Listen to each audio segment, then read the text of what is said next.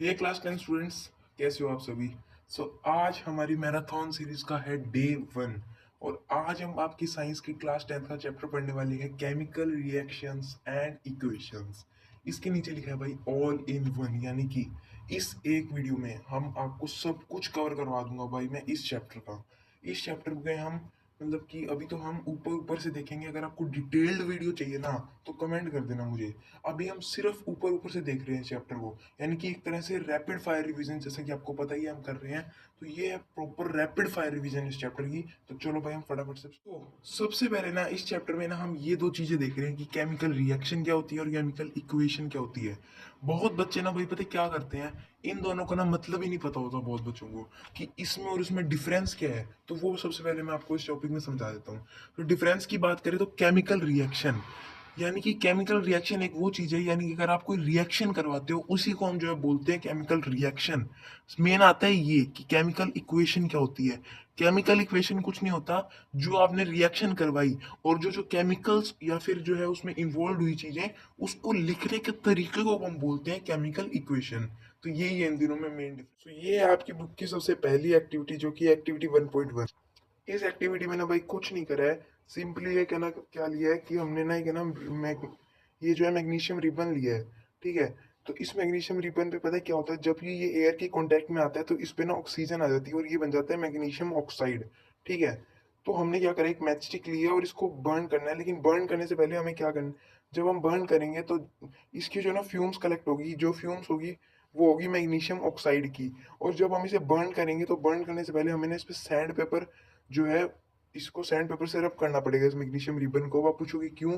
तो magnesium ribbon को जब हम सैंड पेपर से रब करेंगे तो इसकी जो ऑक्साइड वाली लेयर है ऑक्सीजन की, वो हट जाएगी।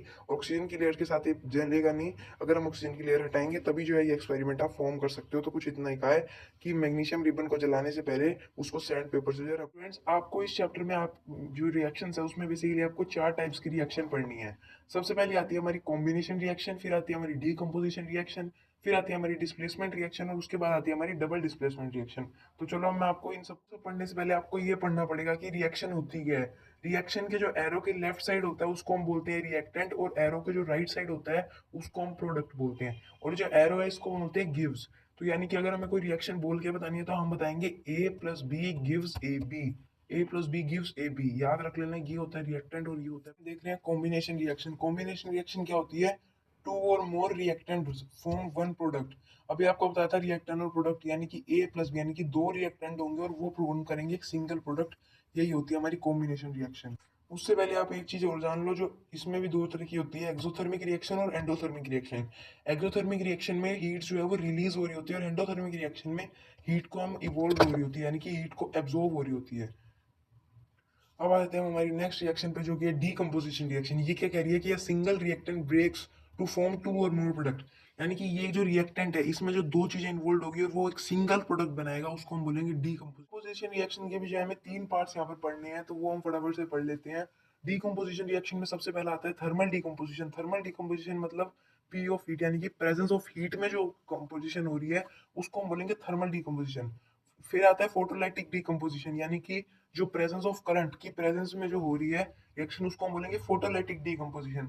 और प्रेजेंस ऑफ सनलाइट में जो हो रही है वो होगी फोटोकेमिकल डीकम्पोजिशन रिएक्शन। हमारी थर्ड रिएक्शन पे जो कि है भाई डिस्प्लेसमेंट रिएक्शन। इसमें क्या है, more reactive element displace less reactive element, यानी कि जो हाईली रिएक्टिव एलिमेंट होता है ना रिएक्शन का, वो डिस्प्लेस कर देता है अपने से छोटे वाले को।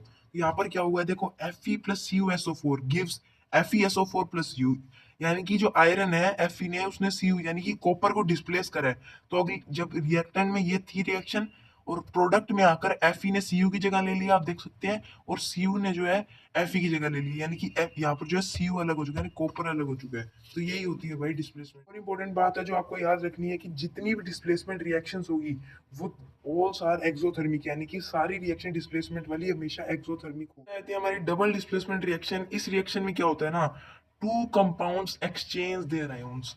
यानी कि ये जो पूरी रिएक्शन है इसमें आप देख सकते हो A B plus C D gives A D plus B C, यानी कि जो ए बी था यानी कि ए के साथ हो गया डी और बी के साथ हो गया सी, यानी कि रिएक्टेंट में ये थी और वो प्रोडक्ट में हो गई ए के साथ डी हो गया और जो है सी के साथ हो गया बी, यानी कि इसमें जो है एक्सचेंज कर लेते हैं आयोन्स एक दूसरे के साथ, तो वो होती है double displacement reaction. So guys अब हम इन दो रिएक्शंस के बारे में भी देख ही लेते हैं, जो कि ऑक्सीडेशन रिएक्शन और रिडक्शन रिएक्शन। इसमें क्या करना होता है भाई, कुछ नहीं है। इसमें ऑक्सीडेशन रिएक्शन का मतलब होता है या तो इसमें ऑक्सीजन गेन हो रही है या फिर हाइड्रोजन का एटम जो है वो लॉस कर रहा है। रिडक्शन रिएक्शन में जस्ट इसका अपोजिट है, इसमें या तो हाइड्रोजन गेन कर रही है या फिर ऑक्सीजन को लॉस कर रही है। अब ये है नीचे जो है एक रिडक्शन रिएक्शन का एग्जाम्पल है, इससे ही आपको ऑक्सीडेशन भी समझ आ जाएगा। इसमें क्या कर रहे थे, देखो CuO plus H2O gives Cu plus H2O, यानी कि यहाँ पर जो है ये इसकी मतलब कि रिडक्शन हो रहा है ऑक्सीजन का। देखो सीओ यहाँ पर था लेकिन यहाँ पर सिर्फ सीयू रह गया, ओ जो है इसके साथ चला गया H2O के साथ, यहाँ पर ऑक्सीजन जो है वो रिड्यूस हो गई, तो ये है रिडक्शन रिएक्शन।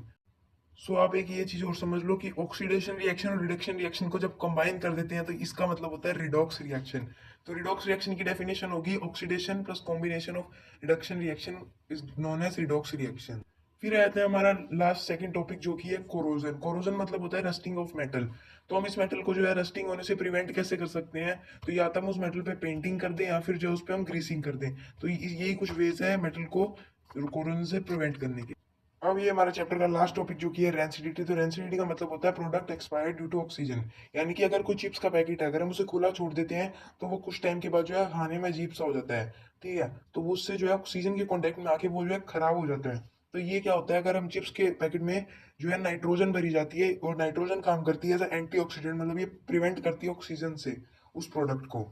इसी के साथ आज की हमारी ये सीरीज का जो डे 1 है वो यहाँ पर कंप्लीट हो रहा है, और अब हम मिलेंगे कल यानी कि डे 2 में, जो कि हम लाएंगे हमारा सेकंड चैप्टर जो कि एसिड बेस एंड सोल्ट हम पढ़ रहे होंगे। सो आज की वीडियो यहीं पर खत्म होती है। Thank you so much.